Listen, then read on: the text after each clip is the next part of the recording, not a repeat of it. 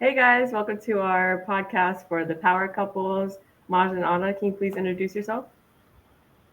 Hello, everyone. My name is Ana Maria Delgadillo. I live in Colorado currently. Originally from Puerto Rico, living that snowbird life, just going back and forth.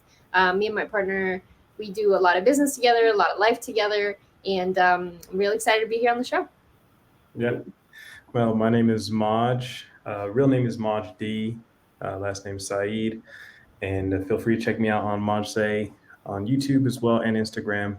Coming at you from Kansas right now, but I live in Colorado. So it's a pleasure to be on both of y'all's podcasts. Absolutely, man. Appreciate y'all for coming here. Yeah, thank you for coming. Can you explain a little bit how you guys met? Do you want to tell the story or should I? Yeah, I think I'll lead the story. I feel like I always put it off onto you. So it was just one of those hot summer days, and I went to the CSU gym. It's the university that we studied at, or I used to study at. I graduated already, and it was the summertime. I just got done with like a carpet cleaning job actually, and I decided to work out. So I went to the gym and just went upstairs. It was just a regular day for me. And then I come across Anna and I was like, wow, who is this beauty that's just working out doing the hamstring curls? So That was the issue right there, the hamstring. yeah, it was one of those ones. So she was doing the hamstring curls. She was working out legs, and I was like, okay, she has pretty good form. Seems like she knows what she's doing, around the gym. And then I was just trying to formulate a way to actually, talk to her and actually get to know her. So I came up with this. At that time, it was a genius idea for me. I still think it kind of is. So she was on this machine that was a leg press machine, I believe. And I was doing this machine where you're doing chest flies and you can adjust it and do back flies. And then there's the same machine that was upstairs. It was downstairs, but it was right next to her. And I was like, hey, I was looking for this machine to use. And it seems like they move stuff around here. And, do you know where it's at? And she saw me on that exact machine. So she knew that I was just trying to talk to her. And then it backfired, huh? But not really, though. Yeah, I would say it didn't necessarily backfire because look where we are now. So You did mention, we know, but explain for everybody else, like when you mentioned the carpet cleaning job, how did that transpire into you now being that your business model?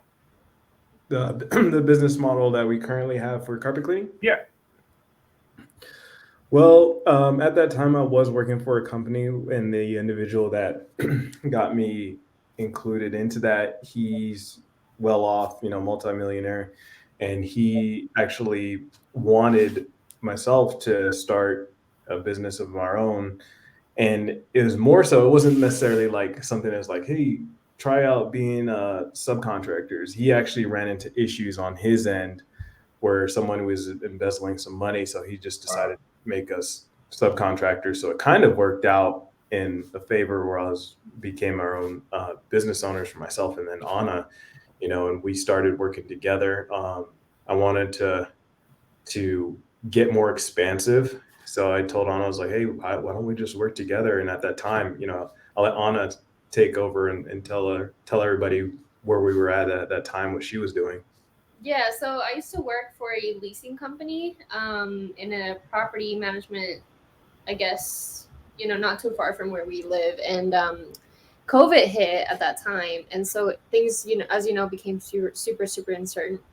And then for me, it was the perfect excuse to leave a very toxic work environment that I was in. And ended up just leaving. And at that time, we kind of noticed that I was just staying home doing absolutely nothing. And Maj was going out there working. I was collecting unemployment and I was trying to figure out what I was going to do.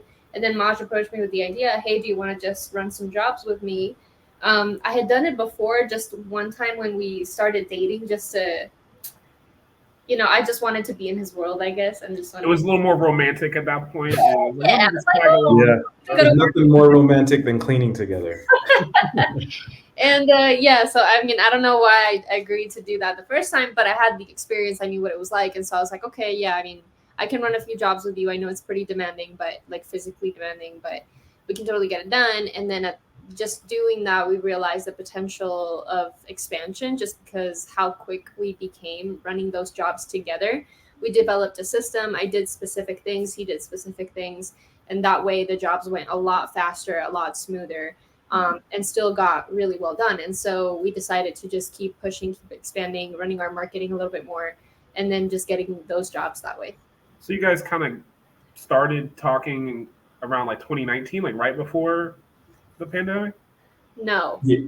Well, we started talking. Well, that's when we set up the business type of stuff, was Okay. around that pandemic type of time. But we got to know each other like before then. It was like 2017, Yeah. around there, because I actually was moving to San Francisco at the time, and we just were chatting for long distance for about a year or so.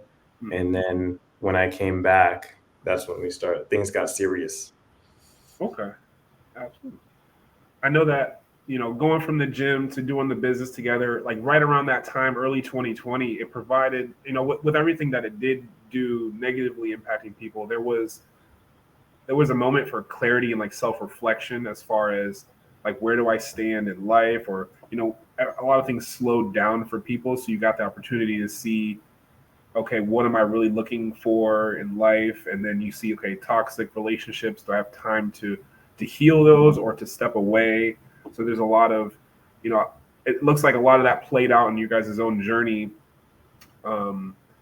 Moving forward, you talk about the business and stuff. What kind of led you to, what's the next point that we're trying to get across to? Yeah, how did that lead you into real estate and buying properties or looking for properties? I'll let Maj explain that because he's actually the one that brought the idea to the table. Okay. Sorry, did my internet go out? No, you're good. Okay. It's kind of like your pivot into real estate from business, and like how does that play into your guys' vision together? Yeah. No, that's a great point, because actually around that time, 2019, when we started working together, Anna mentioned she was collecting unemployment, and that's when they were giving out, stimulus checks like hotcakes. And I was like, and I was collecting some myself. I was like, man, this is too good. I actually feel guilty accepting stimulus checks because I was still making money in my job, and I was like, I stopped doing it. And now I look back at it, I was like, man, I could have just took some more and paid off a lot of debt with that. But during that time, we also were running Airbnb. We decided, like, as I was doing these cleaning jobs, I was working power washing, which I have with a buddy. I have a power washing business as well, and we have a carpet cleaning business. So we're running those two. And Anna is working with me in the carpet cleaning space, and my buddy and I were doing power washing. So some days I would get home after doing carpet cleaning and then have to get ready to do power washing later that night. So I was doing that for a solid bit, and we were also doing Airbnb in the background, which was an Airbnb arbitrage. And during these times where I was doing carpet cleaning and power washing, I was learning about how to do Airbnb arbitrage, and that set us up for success for the next like 2.5 years.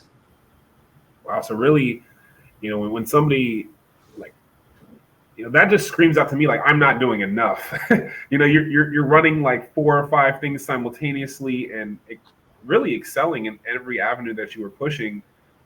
Where did you kind of realize you wanted to lock in on 1 or 2 particular things? And I even heard you guys mention Turo, so that's another thing to throw in there as well. Maybe a more recent endeavor, but what kind of led you to really lock in on kind of what you find to be your kind of like your main focus, really? I'll let you go ahead, Anna. Go ahead. Okay, yeah. So I think for us, what we realized is, where I guess our thought process was, what is going to be the path that's going to allow us to really allow our money to go further with less effort? And even though the cleaning business is a really good business, it actually, it profits a lot, and it's, it's paid the bills and done what it was supposed to do at the time. We realized that we were working way too much, and there's the wear and tear on the body, the wear and tear on the mind, and just that feeling that you're not really moving forward from that place.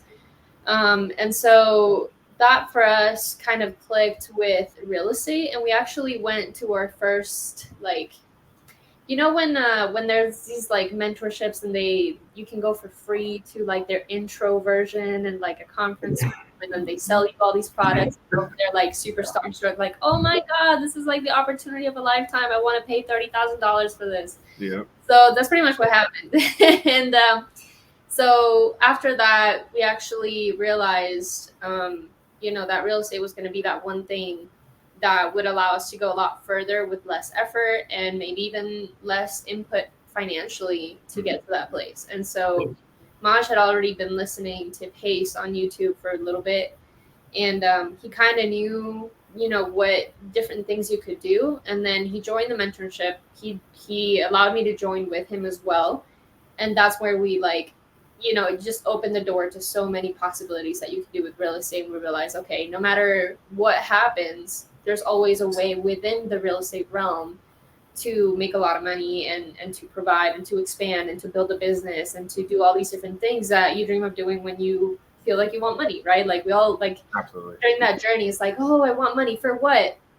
Freedom, travel, all these different things. So like once you find that path, everything that you want starts getting a lot clearer. Mm-hmm. Can I unpack that a little bit more? For sure. Yeah. So I want to take a little bit step back because I did skip a lot after I mentioned the Airbnb. We did Airbnb for 2.5 years. I would have still been doing it till today, but you know, like many people don't really mention, there was a lot of hiccups along the way that we ran into. Like it wasn't just a straight up type of trajectory for us since we got into real estate.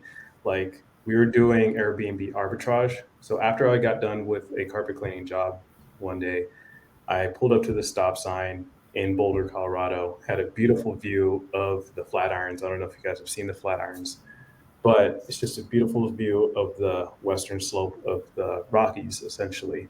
And I look to my left and I see this for rent sign that's just like blown over, and this tall grass is like 2 feet tall of grass. And I get out, pick up the sign, take a picture of it, and then get in my truck and then just call the landlord. And I tell him like, hey, I see your properties for rent.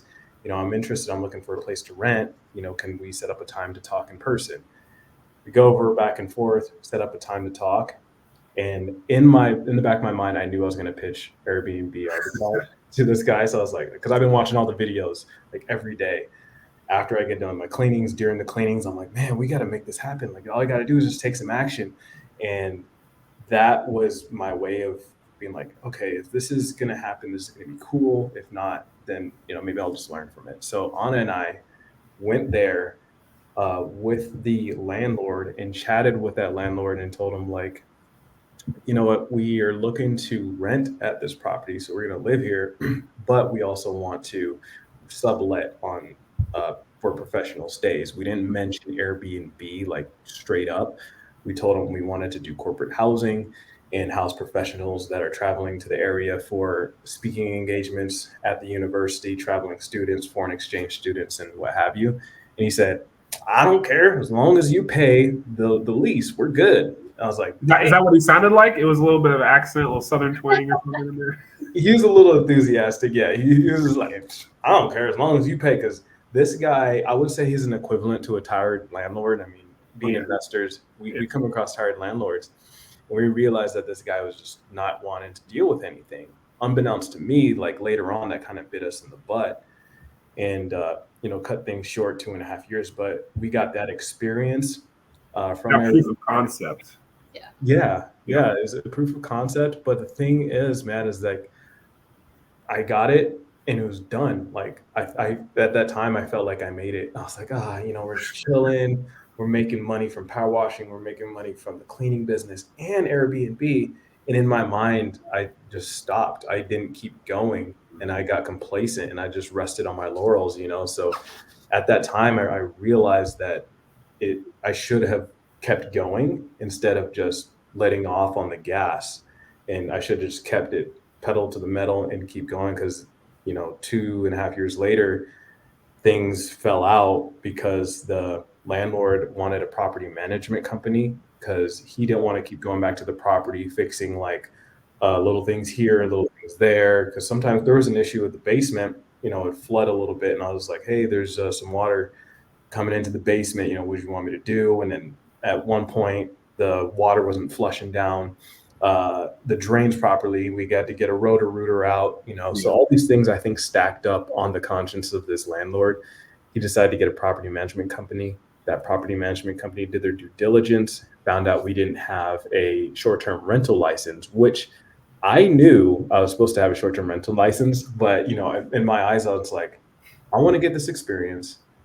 Is it worth it? Is it worth the risk, to do this right now and go out on a limb? And it was worth it. I would do it the same way again. Nobody lost any money. The landlord has we added value to that property. Like we cleaned it every week, and we also added stuff in the backyard. Like we were gonna set up a waterfall, like a little waterfall in the backyard. Dug the pit where the waterfall would go. We added grass because the backyard didn't have any grass. Yeah. Put a bunch And of so grass. while you think that, I mean, maybe the landlord did eventually get tired from repeated service calls, you brought him back from the, foot high grass into thinking, okay, this is, somebody's making money off this. I'm getting my checks, or things are working. And then you transitioned him into, taking better care of the property. So it was a value add for the whole community at the end, either way, however it fell out. Yeah. Yeah. 100%. You could definitely tell the difference too when you walk past it. It looked a lot better than originally it did. So. Absolutely. Yeah. And I think that leads us into our next point. You guys had a lot of things going on, multiple businesses and trying new things in real estate. How is everything like being partners in those businesses and in life at the same time? What are some of the other struggles and what are some best practices that you guys went through? Mm-hmm. I'll let Ani take the lead on that. Don't want to get in trouble, right? I think it's been definitely an interesting experience being a couple and being business partners as well. It's real easy for the line to get blurred out. So I think we've had to find a way to make it very clear where business ends and starts and where the relationship starts and ends as well. And so having those boundaries is incredibly important, as well as dedicating very, very specific time to whenever there needs to be a discussion. Same thing. This is business and it's just business. And then this is our couple talk, right? Because as a couple, there's a lot of like housekeeping items that need to be talked about, brought up, so many different things, so many different like issues that arise in your personal lives and all that stuff. And so, if you're not able to find those boundaries, you can end up mixing both, and that's when things just explode. And so give us a tangible, like, or actionable piece that you like in your daily rhythm, nothing personal, but like how does the division of labor stack up? Like, do you stop talking about business at a certain hour? Like, do you preface it, hey, this is a business thing, this is a personal thing? Like, how do you go about doing those things? Or do you have certain tasks that each of you need to complete? Yeah. Mm-hmm. Yeah. So usually, like me personally, I like to divide it because I have to make the distinction. I'm a very emotional person. And so if I don't make that distinction, anytime he's like, hey, how come you didn't do this on the business side?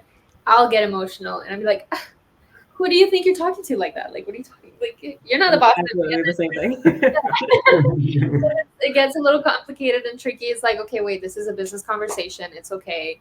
Hey, I didn't get to do this because this and this happened, and I didn't get to it, right? And then you talk about it in a business setting, and then you don't have to get your feelings involved. You don't have to say, well, you always say these things to me, because like, would you actually talk to your boss that way? Probably not. No. You always talking to me like that, So I think that's a good example as to like how the distinction helps.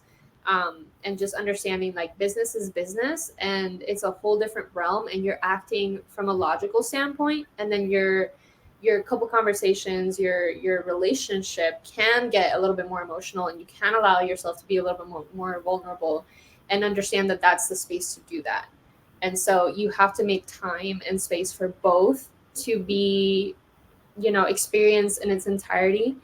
Because if you're always in the business side, then you just turn into a partnership, really. And if you're always on the relationship side, your business is going to hurt. And so you have to make time to really just experience each one for what it is, and then just find a happy medium, which is not always the case. There's always going to be a little bit more than the other, especially at certain times through your life. Seasons, absolutely. Yeah, but as long as you're making an effort to keep that very much at the front of your mind, like, hey, I want to make time for my relationship. Hey, I want to make time for the business. Then you just kind of navigate through it and it works out. Oh, 100%. I would have to agree that I see the business and relationship dynamic as kind of like layers of an onion. And if one layer is affected, it's going to affect the layer and it can go deeper. Like something that's really helped. And I actually chatted with Myron and Carolyn Briley in Sub 2 about this because they work together. They're a couple as well. And I said, hey, how do you get your message across if it has to do something with business to your partner or significant other without offending them?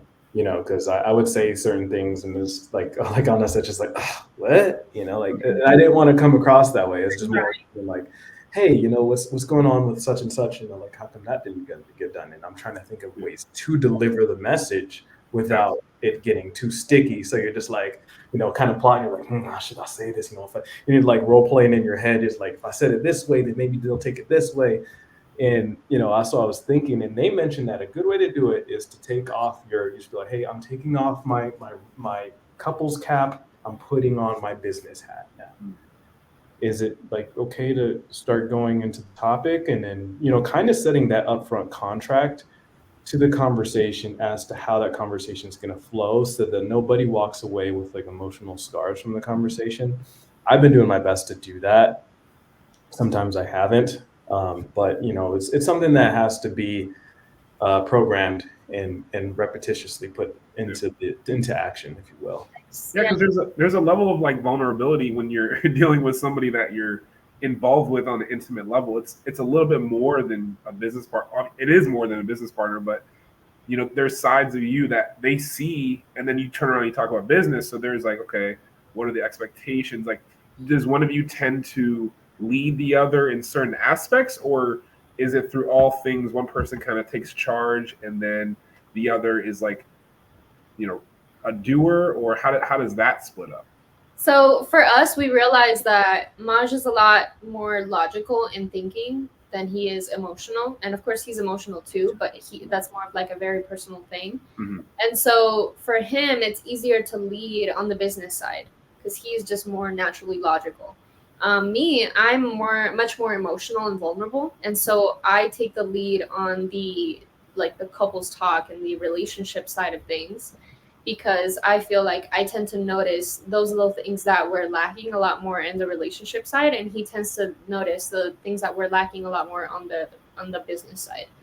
And so we just kind of like bring those two together, and then I bring what I bring to the table. Hey, this is what I've been noticing in our relationship. These are the things I need to improve. These are the ideas that I have to improve them, and these are all the things that we've been doing good at. And then he brings it from the business side. It's like, hey, this is what we did this month really good. This is what we could work on. These are the things I need to improve and we need to change or replace. And so it kind of just brings the harmony together.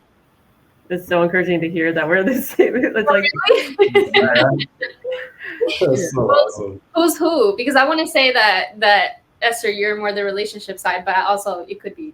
Yeah, no, absolutely. I'm more the relationship guy. Like, we need to go out on dates, you know, hey, like when you come home, let's eat dinner together, like everything like that. And he's like, no, we need to work on business. I'm like, no, well, we need it, nice, you know.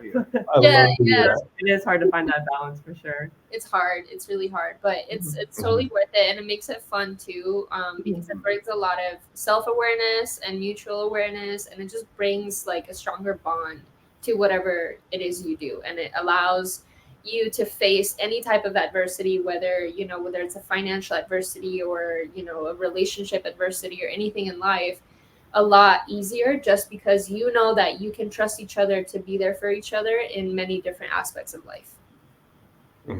Awesome. Yeah, I mean, there's so much that we can really expound on that particular dynamic, but we want to transition straight into, because I don't want Maj to get kicked out the library here. Thanks for looking out for me. Yeah, the lights are gonna go out, but Hey, let's go till the lights go out, or somebody yeah. go. What does it look like? We're rounding out. We just hit September. What does it look like for you guys going into the end of the year and then in 2024?